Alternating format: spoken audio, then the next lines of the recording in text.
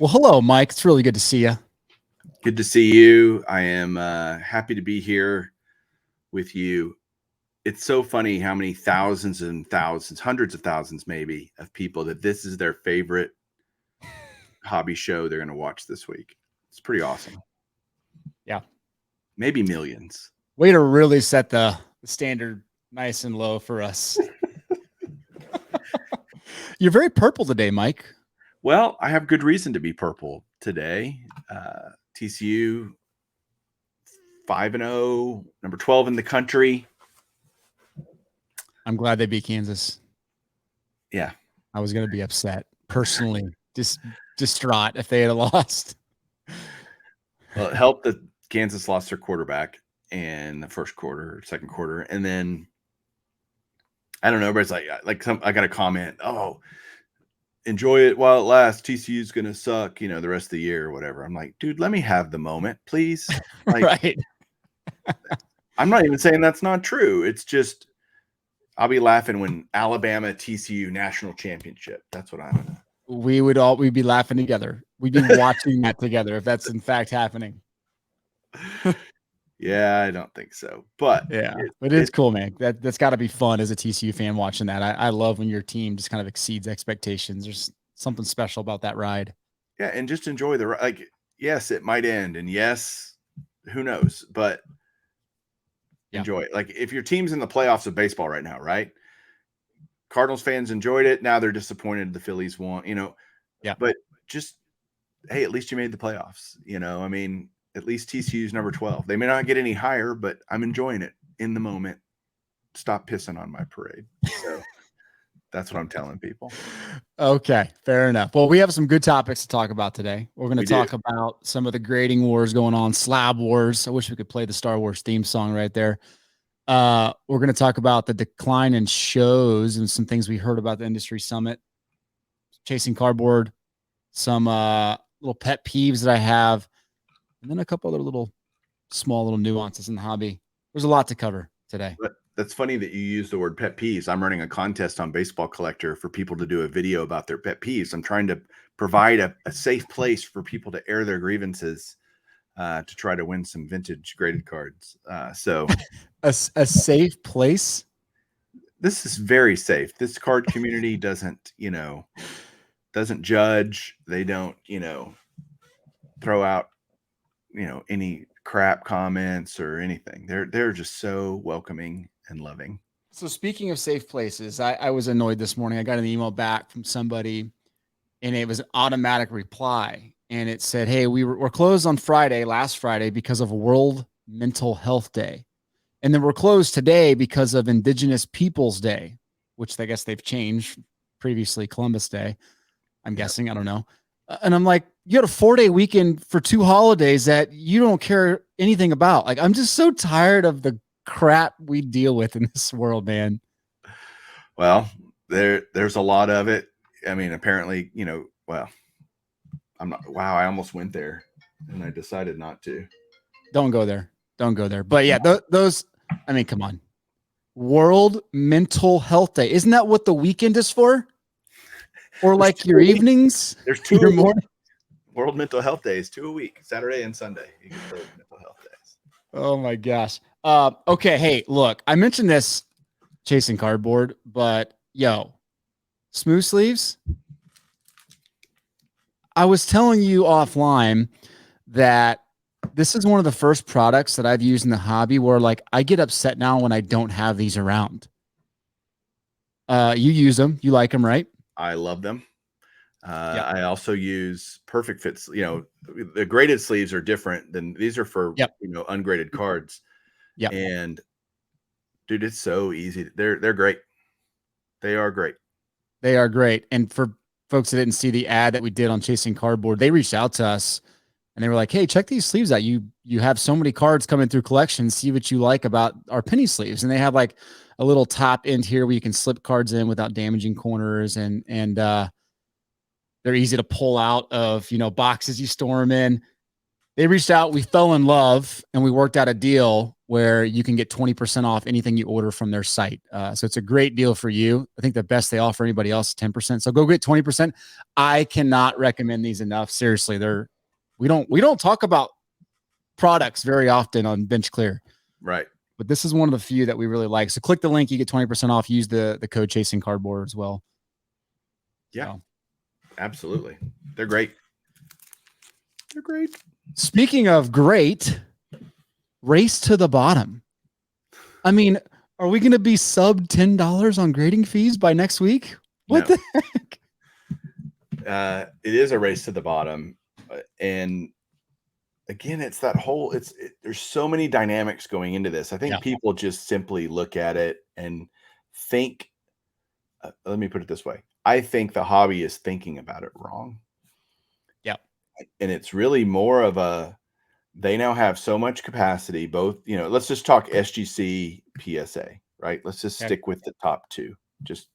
They own 80% of the market share easily between the two of them, right? So the others are just going to kind of follow suit or try to undercut and increase by 0.01%. But the reality is for the top two, PSA, SGC, they definitely need to pay attention to what each other one's doing, right? PSA probably cares less what SGC is doing than vice versa, as I'm wearing an SGC hat. And I do want to talk about Peter's video in a minute that he did. Oh, do you? I do. But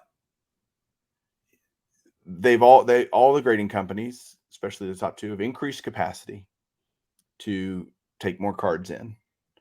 Who knew the global recession / high inflation, all this stuff would play out the way it did. And now they are essentially, to me, this screams, we're begging for your cards. Please send them to us, right? Well, it worked, at least with me, because I put together a stack of cards that I was waiting to grade until it became reasonable to do so. These are PC cards for me. I don't care. I literally don't care what they grade. If I get 3s on all of them and they're all, 60s and 70s cards, I don't care. I just want them graded. I want them preserved. I want them in my collection that way. And so I'm now sending cards that otherwise were sitting collecting dust, waiting for this opportunity. And what's funny, you and I have been sending orders to both PSA and SGC recently on all these collections and stuff. And now I'm like, dang it, if I would have waited 2 weeks, I would have saved $4 a card because, we were paying, I guess PSA had been 22 a card for bulk. Now it's 18. I'm like, well, luckily we weren't sending in, 800 cards where that really made a difference. We were sending in 20, 30, 40 at a time. But still, every dollar you can save is a dollar you don't, it's good. So yeah, it's, I think more collectors are going to now start sending in cards. And again, they're just trying to find the right balance, right? Of we can grade this many cards a week. What price point gets us that many cards per week? The lower you make it, the more cards will go in. And that's what they're trying to find, is that equilibrium. Well, the grader that's watching this, and if you happen to get Mike Moynihan's cards, he said he's okay with 3s. For the love, please give him all 3s. I want to see his video where he's okay with getting 3s. Yes. No, I don't think it's good for anybody. I don't like this at all. Okay. I don't like the fact that we're racing to the bottom, because to me, when I see prices racing to the bottom, that tells me that you're not getting value out of the service anymore. How do you the way I look at it? What's that? Why do you read it that way? Because it means that, hey, people have either stopped sending it in, or they're sending it in and they're not getting the value they need. So we have to, in order to generate the business that we need to survive, we have to lower our prices. As in, any industry, this is the way it would work in my mind. So if you realize, okay, we can charge more because people are getting the value, and now we've cut prices by essentially 50, 60% in the last month, tells me that the hobby says, you know what? We don't get value out of this anymore. But that's been true since it was $150 a card. I mean, there's only so many cards you can send in at any given price point of grading. And that's my point, is you're not going to add value. But I don't grade cards to add value. Granted, I'm probably in the distinct minority of people that are grading cards. Most people are grading cards to add value to then resell it. Not necessarily. Not necessarily to resell it. That's not fair. Well, if you're a collector like me, you don't care. You only care about what it costs to get it graded, because then it's going to go in the black hole. But you want it to add value, ideally. Which is why you don't send it to FGC or FRA, whatever the next grading company is, because you know it doesn't add value. True. Okay, that's fair. I'm just trying to think through what you're saying, and what I'm saying may not be as different as we're thinking. It's just a perspective thing. It's if you, again, so many cards you can grade at $150 that make any sense whatsoever. Mm-hmm. There's only so many cards at $100 that make any sense. You add more cards to the mix of what can and should be graded. Yeah. You add, and so far down the price line, as you get cheaper and cheaper, more and more cards become, hey, this is worth grading now. Right? And they need more cards, period, paragraph, not only high price cards. Yeah, I think what I'm trying to say is that I don't necessarily think it's a bad thing for me or you or for collectors that the price drops. I think it's a bad. I think it shows the type of hobby that we're in now, where the health of the hobby is very insecure, and they're dropping it not because of efficiencies, but because there's not enough demand. Right. And the not enough demand there is a problem. That's a problem. And that's funny. I put out a poll on the Bench Clear YouTube community page. Hey, do you think this is because they become more efficient and they can take on more, or because they can't get enough cards in? Like there's no demand. 86% of people said they don't have enough demand. Like they're weak right now. So to me, that it's a good thing for you and me, but it's a terrible thing for like the scope of current state of hobby. See, I don't know. Wow, this is good when we actually don't see eye to eye on things. But I look at it, it was 150 for however long it was. There's only, again, so many cards that makes any sense. So they've all been sent in. Now PSA is like going, okay, we can grade more cards. How do we get the next tier down? Let's lower it and we'll get those. We already got all the expensive ones at 150. There's no more of those, or fewer of those, right? Those have all dried up. That's not necessarily a testament to the state of the hobby. Those cards still exist that were worth 150 to grade. They're still out there. I don't think those things correlate the way maybe you think they do. Well, I think the problem is in this overprinted kind of hobby that we're in, which is not even debatable, right? Everything's overprinted. If you make grading overprinted as well, and that's as common as water, then all you have is just the junk wax era kind of perpetuated even more. And I like the fact that prices went up because it made grading a really nice to have. Everybody didn't grade everything. And I think you have to be selective. And when you go back to like the race to the bottom, people don't think about things again. And all we do is see tons and tons and tons of just graded slabs out there. I'm just tired of that. I liked the selectivity. Okay. There is zero question, Ty, that we're going to look back a decade from now and look at this period from 2020, early 2020 to probably 2023 as the junk slab era. Because pre-pandemic, everybody was grading everything. Now we're going to be, we had a window of time from PSA shutdown to now where it didn't make sense to grade everything. You had to be selective. And so we'll get back into that where, I'm sending in like 1965 Topps leaders cards, at $18 a pop that are worth $2 or $3 raw, but I want them graded. And now it's worth it to me because when I go try to find one, A, I can't find it because there's none out there. And B, somebody has it listed for $30. And I'm like, well, in like a 4, I'm like, I think I can get better than a 4 and I can pay $18 done.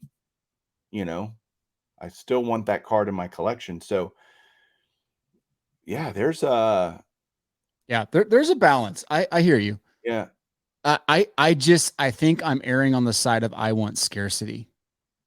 I'm in just so tired of God's so world, much junk out there. in I the want graded scarcity world. in the Okay. creative world. So I guess that's what maybe frustrates me the most with the lowering prices. I I mean, would but love to hear what people think. yeah, Honestly, yeah, because we're right. We're very different in our opinion here. What do you think this does to the fringe players? I mean, I consider it's PSA, SGC number two in my book, and yeah. BGS maybe right below SGC, and then all the rest of the players. That's the way I look at it. And I know the hobby looks at it different. You got CSG or CGC, whatever you frame it as. PSG. CSG. I think they're higher than Beckett in my, Oh, okay. hobby reputation, hobby, maybe not number of cards. I didn't look at the newest data that they put out. Yeah. Who's grading more, but Yeah. So with PSA dropping down to you're dropping down to a price now that it's you can't compete with. You know, other SGC PCs can't. Yeah. SGC put out a video uh getting down to PSA's price. And I get it. We love SGC on this show, right? They turn around, they have the best customer service, best turnaround. I like their tuxedos. They hold well, and value wise with vintage cards, modern stuff. It's not even debatable. They do terrible, but they do a good job overall. But you can't compete with that anymore. They could literally just kick the rest of the hobby in the nuts and say screw you guys if they wanted to right here. And I feel like they're pretty close to doing that. We have a great case study right now. If you go to the Breaker Culture eBay page, which I'm sure Ty will put in the description, we have a bunch of SGC items that we got graded there that are ending tonight and over the next few days. If you're interested in some cool vintage, and we have everything from Clemente rookies, Harmon Killebrew rookie. I'm trying to think. We have a lot of Mantles, Mays, Aaron, lots of cool vintage stuff. You currently on the Breaker Culture eBay store, you have a PSA 3 Clemente and an SGC 3.5. Yeah. Which one ends higher? Yeah. That will be a fun case study. You have it right now, and they're like a day apart, I think, ending Yeah. auction. I think the PSA one, actually, I'm just going to look because I'm really curious now. Which one do you think ends higher? The PSA one will, and it's a lower grade. And I think it's going to be significantly lower. I love it. We're staring at you with your reflective glasses. Right. I One of actually my hate favorite that. moments. Okay. The PSA 3 with 5 days left is already at 1,500. The SGC 3.5 ends in a 1 day, 6 hours, and is at 1,325. So the PSA is already higher. It's lower graded. I mean, not a surprise, right? But everybody's like, oh, the gap's closing, in value. Yeah. Nope. And the higher you get in the price, the more the gap opens. Like it just gets wider and wider the bigger the card. If it's a $20 card and one of them's $22 or $25 and the other one's 20, that's not percentage wise, it's about the same, but it doesn't matter as much, But it does matter when you get into the bigger cards. Yeah. Well, I can tell you this. There's 65 people watching the SGC card. Okay. There's 22 people watching the PSA card.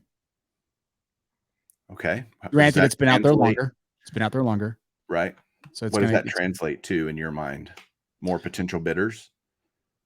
Oh yeah, for sure. Yeah, I mean, it's hard to judge what watchers actually means in this day and age because there's so many people that just and I do this myself. I watch cards just to get comps and just to see where the market is, right, with no intention of bidding.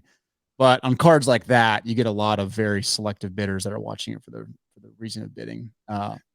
This will be fun to talk about next week where this ends. We got to talk about the video that Peter did. Okay. What were your thoughts on that when you watched it? So Peter put out a video on Instagram, 6 minutes long, talking about state of the hobby. and how they've come to this massive conclusion. And we have big news. Can't wait to tell you. Hey, wait for it. Wait for it. Here it comes. Oh my gosh. We're lowering prices. And look, I love Peter to death. We've interviewed him multiple times. We know him well, and he's just a genuinely good guy. I believe that. But that was very like, really? That's the big news. But I don't. I mean, I don't know what other levers they can pull at this point. They're doing everything else right. If I'm Peter, I probably focus more on like, hey guys, look, we've doubled down. We turn around cards in less than a week. That's your selling point. It's not that you're matching PSA's price or you're 18. You turn around a card in a week. Right. So you think about the value of your money. Hey, you could wait 3 months for $18, or you could get it back in a week for $18. That's what I'd be focusing on 100% of the time. But they, for some reason, don't focus on that enough. I don't know why that is. Maybe they don't want to commit to it. That could be it. But what were your thoughts on that? He also had a little, I'm entering the social media world, and I was like, about 15 years late. Okay, whatever. I'm entering the Twitter world. Again, you said we know Peter. We do. I've talked to him many times privately. It didn't sound like him. It just felt forced. It felt canned. And of course it was something put together by his team or whatever. Here, read this, I like it. I like Peter off the cuff better. I like Agreed. Peter just being natural Peter and not reading some corporately prepared statement. I get why he had to do it that way. Yeah. Doesn't mean I have to like it. And you're right about what SGC is their differentiator, and they need to focus on that, because PSA can come in and undercut everybody anytime they want, and the rest of them are screwed. You better have a value proposition that's beyond price, because price is a commodity now, right? It's been commoditized down to as we race to the bottom. So enough on that. I mean, so many people have talked about all this, and I've seen a bunch of videos. You've seen probably a bunch of Twitter and everything about this race to the bottom. Nobody has any, brilliant insights. None of us are surprised that this is happening. Do you think it goes lower? Like, does it get to $10 again for bulk, or, I think it can and probably will go lower. And I think that's probably not necessarily a reflection on the hobby. It would be more of a reflection on the economy. Okay. Because I think at a certain point, these companies have hired so many people, and they have to hold up a certain amount of volume to maintain staff and maintain productivity. They're going to have to lower prices to do that, especially since PSA is just leading the charge and sucking the life out of all the other grading companies. I don't know. Like back to our point about Peter, like there's never been more of an opportunity for you to establish yourself and your value proposition, right? I mean, I would have had a mad respect for Peter if he would have got on and said, hey, we see the price is going lower. It's a race to the bottom. We're charging $24 a card, and here's why you need to pay $24 a card. Here's the value you're going to get that nobody else provides in the hobby for $24 a card. We're like, you're saying, you know what? We are the Apple of the industry. We're the best of the best, and you're going to pay a little bit more because we believe we do something different. You imagine if he'd have done that, I'd been like, holy crap. They would be making a statement. Yeah. I would be fascinated to know cost per card to grade. Like, what does it cost them, when you take in everything, salaries and rents and insurances and all the different equipment, whatever. What does it cost them really per card to grade? Meaning, where's their break even? Is it, if they charged $2 a card, they'd probably still make money, that would, I guess I bet it's a one handle on the cost per card for these grading companies to grade a card. I bet it's $1 and change. I don't know this. Like, I'm completely speculating here. But in a world of dynamic pricing, you have to keep your costs super low so you can do these types of maneuvers. They're not moving to $18 and going to lose money, right? They could move to. There was a time when they were grading at $8 a card. Yeah. And they weren't losing money, I promise. It's just they weren't making as much, right? So Right. I wonder what that break even is. I bet it's in the dollar something per card.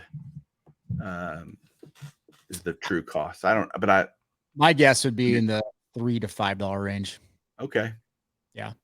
Yeah. I mean, you think about how fast they're probably turning around a card, and you think about just the time they have to pay people. That's probably at least $1.50. Then you got supplies and all that junk. And you got Yeah. marketing factored into like the weighted cost. And Yeah. And I am thinking kind of all in cost. So I think that's probably reasonable. All right. but Enough about grading. Why do we yeah. want to talk about this anymore? Well, let's talk about Industry Summit and a little bit about shows. I had a conversation, and tomorrow I'm interviewing Marcel Bilac again. We're talking about some stuff that I think you're going to really be interested in hearing, just state of the hobby from the upper echelons perspective. He has some conversations with the biggest of the boys in the industry, owners of 3 or 4 of the biggest companies last week. And the sentiment right now is very, very like tentative. We're not going to get involved in buying wax collections. We're not going to, this is coming from, the big boys. We're backing off of buying stuff that, 2017 Prism boxes with Mahomes and, stuff that we could have moved easily a year and a half ago. That stuff sits on the shelf now. The buyers of those types of cards and sealed wax and even graded cards, they've disappeared almost completely from the market.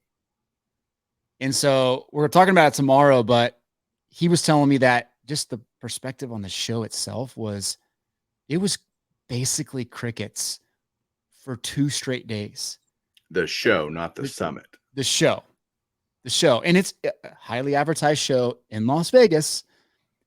He said that his expectations were completely crushed. It was just awful. And I heard that from a couple other people through private messages, that the last couple shows they've been at have been substantially declining in terms of just people coming in to browse versus to buy and foot traffic in general. So I'm very curious to see how the next few big shows kind of look and what we hear. But I don't like hearing about shows, being crickets and not producing, because that's a bad sign and reiterates a lot of what we thought was potentially coming. Disposable income's gone from a lot of these people. Well, we got less than 3 weeks till the next Dallas show, which I will be at. So that'll be interesting. I've got people though flying in to come to that show. So maybe like the Nationals kind of insulated from that. Is the Dallas show becoming? And we'll see. I think you're right though about all the shows that are happening, or there's just not enough activity to sustain them all. Period. Yeah. Yeah. No, you're right. And we don't need to beat this dead horse because we've talked about this before. I mean, the mentality of dealers right now is still living in the past.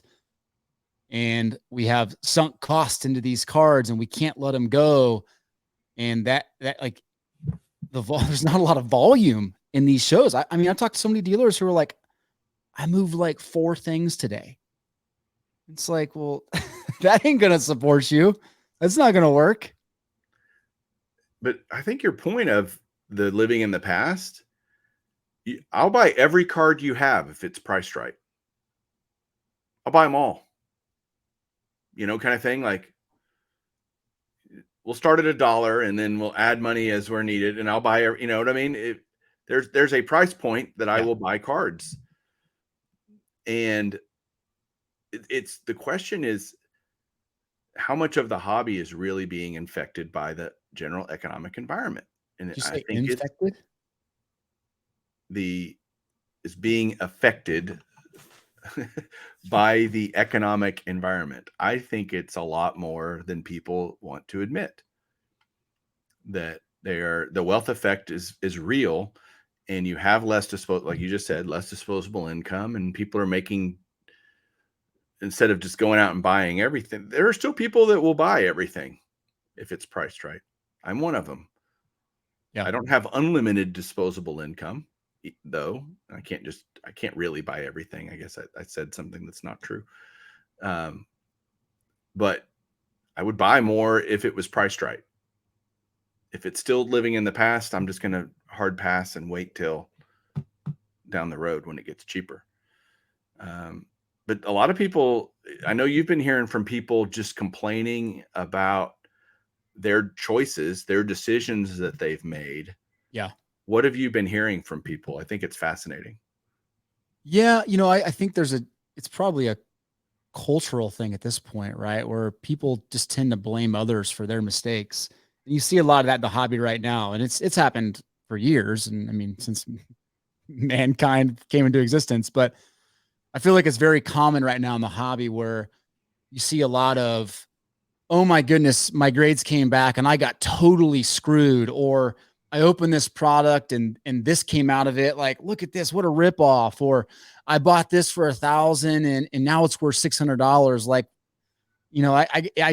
the hobby's collapsing on me. And it's like the mentality of blaming other people for your mistakes has got to stop, man. Like it's your fault. Take ownership. Like take ownership of your decisions, the mistakes that you've made, own up to it. And this goes to a lot of dealers too. It's like, look, I can't control that you got into this super low. I mean, super high. Like that's not our fault. It's your fault. Hi, I'm entitled to win on every single deal I ever do in life. Right. Yeah. That mentality, it just annoys the crap out of me. And I saw a tweet earlier today. I'm going to see if I can find it real quick. It's really good. Hold, please. I'm holding. Somebody said, this is Don, GOS34. No idea who he is. PSA is not out to get you. Spend a few extra minutes reviewing your cards before sending them in, right? The mentality like, oh my gosh, I didn't get the grades that I deserved.